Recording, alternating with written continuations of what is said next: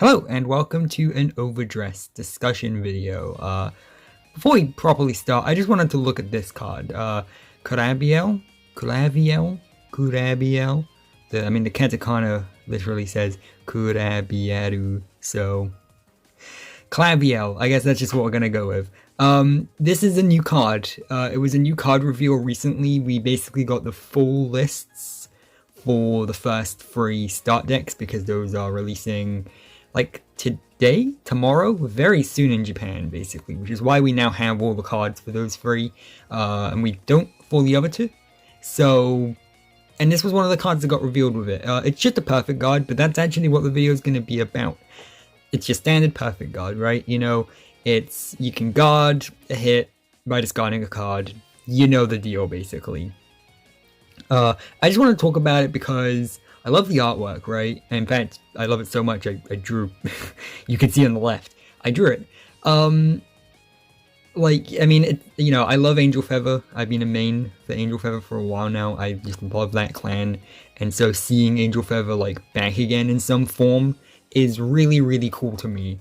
There was a little while when OverDress was very first revealed that I didn't think we were gonna get any cards that looked like this anymore, and lo and behold, Kalabiel is here, so that's cool.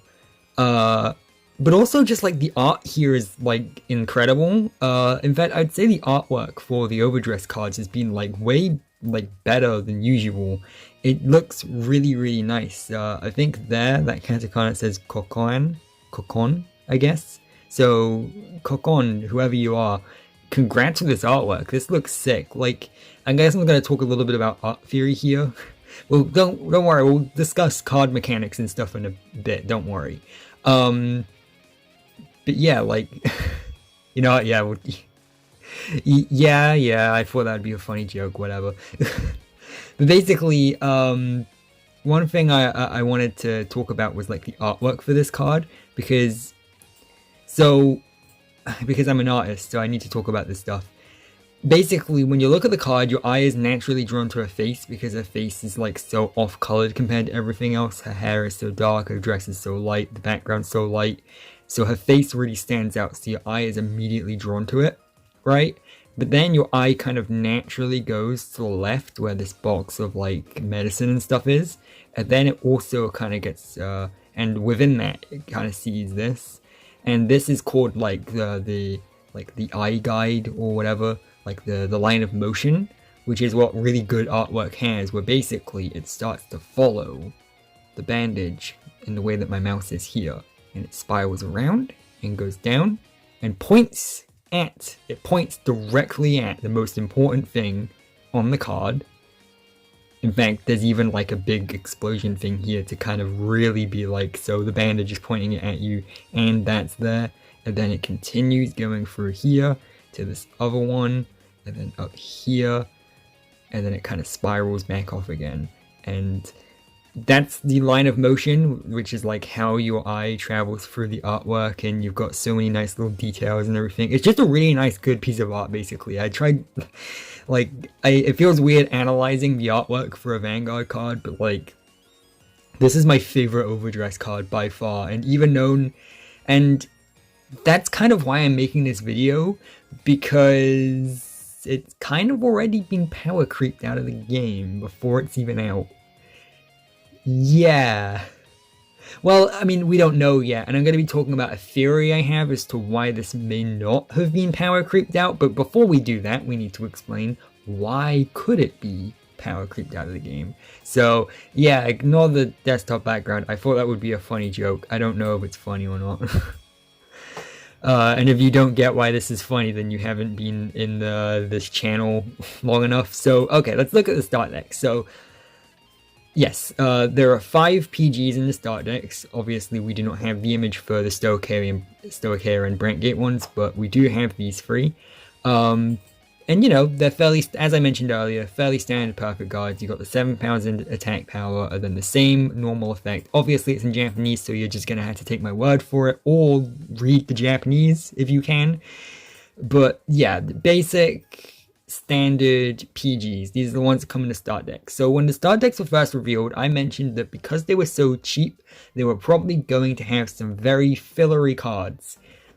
And by that, I meant cards that you probably weren't going to want to run, you know, because then they encourage you to buy packs, and that's how they make their money back from the start decks being so cheap, basically. And so they announced that the boosters would have their own PGs, and that confused me because I was like, why not just reprint the same PGs, but maybe as like SPs or a higher rarity, just make them look all nice and shiny, holographic or whatever, because, I mean, I would love a holographic version of this card, that would be sick. But instead, I guess we're going to keep going with Kel to show my point.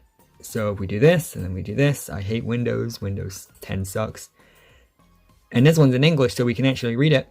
When this unit is put on the guard circle, choose one of your units, and it cannot be hit until the end of that battle. So far, so good. But if your hand has 2 or more cards, choose a card from your hand and discard it. That's really good. You no longer have to discard cards to use your Sentinel. Obviously, only if, you know, your hand is small enough, but like, that could potentially swing a game, right? Like, there have probably been times where, you know, having to discard a card to activate a Sentinel has been a massive drawback or even cost you a game or whatever. So having the option to not, if your hand is small enough, is really, really good. Which is why I'm saying that this card here has already been kind of power creeped out the game. Now, there is another difference between these two, and that is the, like, attack power. So the one with the better skill from the booster is 6,000, whereas the one from the start deck is 7,000. But honestly, I don't really think that matters. I still don't think that's balanced. I still think that this card is, like, objectively better, because whilst you can play your Sentinel on the field, you're only really going to play your Sentinel on the field if you really, really have to, if you're in a really desperate situation. And how many times is that going to happen? Not many, I assume, right? Maybe like 1 in 100 games, maybe 5 in 100 games if you're really unlucky, right? How many in those 5 in 100 is that 1,000 power going to swing a game? Maybe 1 out of those 5 at most, right? Like, not that, like, even that I still think is like a high estimate. I don't think this 1,000 difference, like, maybe if this one was like 3,000, but the 1,000 difference is just like, it's nothing. This card here is better. I mean, which sucks because, not to insult the artist that did this one still looks quite nice. I like this one way more, Kurabiel. Whereas Aegismare Dragon, again, I don't hate the artwork. I think it looks alright, but I kind of want to run the pretty looking one in my deck. And maybe that's shallow, but let's face it, if we play a card game, we probably are pretty shallow and just want to run the cards that we think look visually appealing on our deck anyway, right? Yeah, it's kind of a shame. And that goes for all of the cards, by the way. So all of the start deck cards are Kalabiel, but with different artwork, basically. So same skill, same attack. And then same goes for Aegismare Dragon for the booster. All of the 5 Sentinels from the booster are basically the same card, but with different artwork and a different nation attached. So that's interesting. Now again, my theory as to why they're doing this, my biggest theory is trial decks, basically, or the start decks even. The start decks are cheap, gotta give you a reason to open packs. Is power creeping cards that aren't even out yet a good way of doing so? No. And here's where I kind of get to my theory. And I think it's a pretty solid one. I hope it's one they go for. I really, really hope it's one they're going for. Basically, my theory here as to what's going to happen is I don't think Kalabiel is already power creeped out quite yet. I do think there will be a reason to run her in a deck. And again, this is just a theory, so I could be wrong. But this seems to make sense to me. I think that right now, at this very moment in time, Aegismare Dragon is an objectively better card. In terms of gameplay mechanics, at least. But I think that soon, Kurabiel will be a much better card than it currently is now. And I think that'll be because in booster set 2 or booster set 3 or whatever booster set it ends up being, we will get support that will turn Kalabiel into an archetype. Because this is very clearly, this is very clearly an Angel Feather card. And by the way, I'm just using Cat Sanctuary as the example here. Assume that what I'm saying is also applying to your favorite of the 5 nations as well. Because like I said, the cards are exactly the same, just with different artwork. But basically, I think we will get support that will turn Kalabiel into an archetype. Because let's face it, this is an Angel Feather card. I mean, to be fair, this one kind of looks like an Angel Feather card too. But this one is like objective, like this is an Angel Feather, like this is the most Angel Feather card to ever Angel Feather. It looks great. I think we are going to get an Angel Feather style archetype. Similar to how we got a Grand Blue archetype with Stoicheia. I think that there will be that this will become like an archetypal subclan or whatever you want to call it, and there will be other cards that combine with it that make it more viable. Now, this example I'm about to give out, I think is a bit extreme. I don't think they're going to do this exactly, but imagine if there was a card in a future set that had something like Counterblast 2, insert your deck for any card with Angel in the name or something like that, right? Suddenly this card becomes a lot better. I'm gonna like check the cat corner. This one does say Angel, right? I don't know. The Furagon is a bit blurry there, but you know what I mean, right? Like basically, this card could totally get support, right? Like there could be like a word in the card like title or something that allows it to become suddenly deck searchable or more powerful or something like that, right? Or hell, even maybe an order card that just combines with this to make it so you don't have to discard the card as well, right?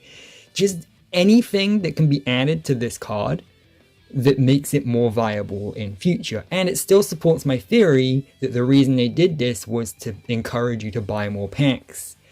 Because for this trial deck card to be more useful, you're still going to have to buy packs anyway to get the cards to combine with it, just from a different set to this one. So I still think that's my big theory, is the reason for both of these cards is to get you to buy booster packs rather than just sticking with the trial deck for 300 yen. They need to make their money back. I'm pretty sure they're selling the start decks at a loss. But that's my theory, and that's basically all I have to really say here. I guess the only other thing I'll mention is very quickly, are you gonna let me? No. Windows 10, you've disappointed me again. Let's open the image. There we go. This card here is a promo. It's in the booster, but you can also get a version of it that doesn't have the flavor text or the weird box behind the skill text.